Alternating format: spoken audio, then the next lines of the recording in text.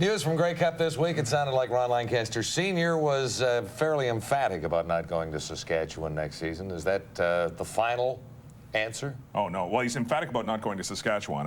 Although I think they're going to beg him. They're going to ask for permission to talk to him, and they're going to say, please come and save this team. And I think in the end, it'll be tough for him to turn that down, but I think he will. He wants to live in Southern Ontario.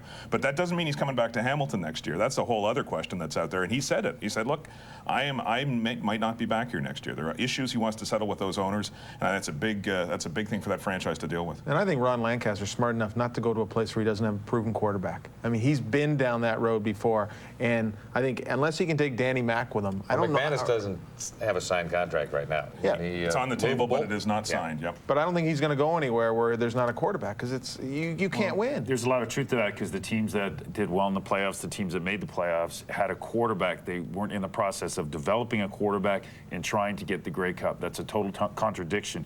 You have to have a quarterback that's playing well to win enough games to get in the playoffs, to win the big games to get in the Grey Cup. So if it's a no from Lancaster, does that mean Tillman is next on the list and an automatic in Saskatchewan, or closer to it? I just think the next Lancaster on the list is going to be the guy that's going to show up and surface in Saskatchewan, because I don't think they're going to be able to afford his father and Danny McManus at the same time, because Ronnie's not going out with Danny. But RD will go down there because it's a step up for him, and it's a challenge, and that's what he's looking for as a young coach.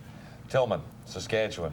Well, I think they're going to need somebody to go with RD. There's going to have to be someone there. Tillman's still waiting to be officially fired in Toronto, though. Well, I know. He was walking around here this week. No one had told him. You know, no one told him what was going on with the ownership situation. I think he's still wondering what his future is. I don't think he's coming back to Toronto. But, and you sure get a sense talking to some of the Calgary people. I know Chris has talked about George Cortez in Calgary a lot. Yeah. I mean, there's a guy who could go in and maybe have the skills, after being in that Calgary situation for so long, to settle the whole thing down and get the thing going. But they do need everything in Saskatchewan. They need someone in the big chair and then someone on the sidelines and a quarterback on the field. But the Canadian Football League is where you can turn around pretty quick. I mean, the Hamilton Tiger Cats were terrible, and Lancaster came in and with a quarterback, and they got much better much quickly. Boy, but you really got to get someone there to build faith, though, with that, because once again they've got to raise a bunch of money to get out of debt. You got to go back to those people and say, look, we're going to rebuild it. They need that. That's why Ronnie Lancaster was the guy, because he's the one guy who's larger than life out there. You're going to have somebody that goes in there that attracts players right away, because you're not going to have the ability to bring players along. So you're going to get a coach, a name coach that players want to go and play for, and you're going to have to pay for that. And I don't think that's going to happen. I think they're going to have to get a coach in there that's going to not be very highly paid, and then he's going to have to go out there and find the players, and that's going to take time to get those players to gel together and become a good football team, and Saskatchewan doesn't have time right now. Now back to the Argos. Tillman, J. Albrecht made a Grey Cup appearance. You had a little discussion. I haven't actually seen J.I. I've seen Dean Albrecht, his son, who is apparently the new GM. Apparently, I know J.I. You got to tell Eric. You know. Yeah, exactly. I know J.I. very well.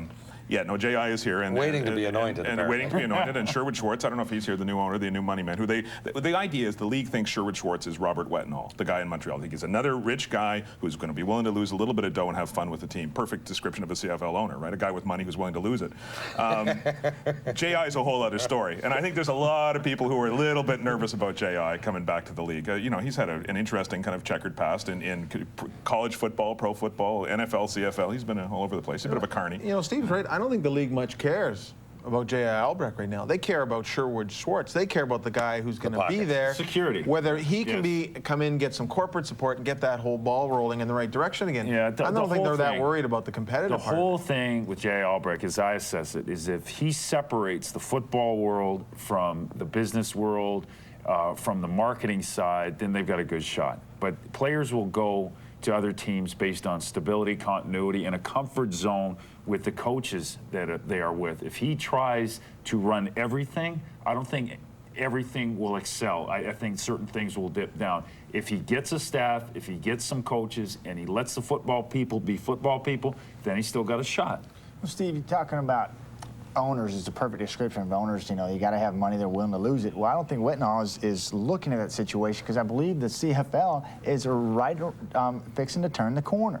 And I think people are seeing the good in it. And with the expansion, I don't know how that's going to work out, but I think with where we're at this year, what we're seeing on television, the play, the excitement, the join the party, I got to feel this year that there's a lot of momentum here, and I believe that's what he's feeling. But you know, Matt, there was a time when guys got in this league to get rich. I think it was a get-rich-quick scheme, sure. right? Especially during expansion. In the 50s. Hey, well, even in the expansion, the American expansion, a lot of guys thought these teams can't be this cheap. You know, we're going to get in here, and of course, some of them didn't pay for the teams, which made it even cheaper. I think guys, they want guys now. No one's saying to people, you're going to make a big profit in this league. You might break even, you might make a little bit of money, but you're going to have a football team for a lot cheaper than you get a football team anywhere else. And if you compare it to the States, where if you want to buy a football team in the States, you're talking about $700 million. You get a football team from an American investor, it's a lot less money. Quick timeout. Up next on Extra, a family tragedy nearly derailed Travis Moore's breakup.